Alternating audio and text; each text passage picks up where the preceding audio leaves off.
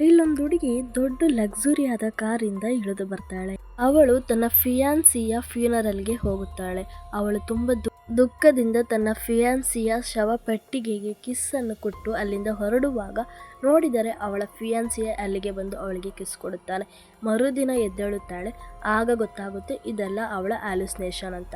ಆ ಜಾಗಕ್ಕೆ ಅವಳ ಫ್ರೆಂಡ್ ಬಂದು ಕೇಳುತ್ತಾನೆ, ನೀನು ಎದ್ದ ಈಗ?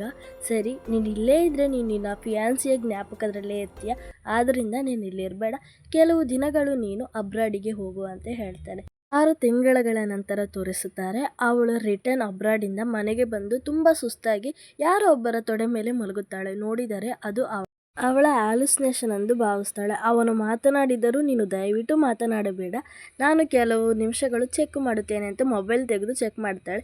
ಆಮೇಲೆ ಇವನು ನೋಡಿದ್ರೆ ನಿಜವಾದ ಮನುಷ್ಯನಾಗಿದ್ದಾನಲ್ಲ ಅಂತ ಮುಟ್ಟಿ ನೋಡ್ತಾಳೆ. ಆಗ ಗೊತ್ತಾಗುತ್ತೆ ಇದು ಅವಳ ಫಿಯಾನ್ಸಿ ಅಂತ. ಆದರೆ ಅದು ಅವಳ ಫಿಯಾನ್ಸಿ ಅಲ್ಲ, ಅವಳ ಅಂಕಲ್.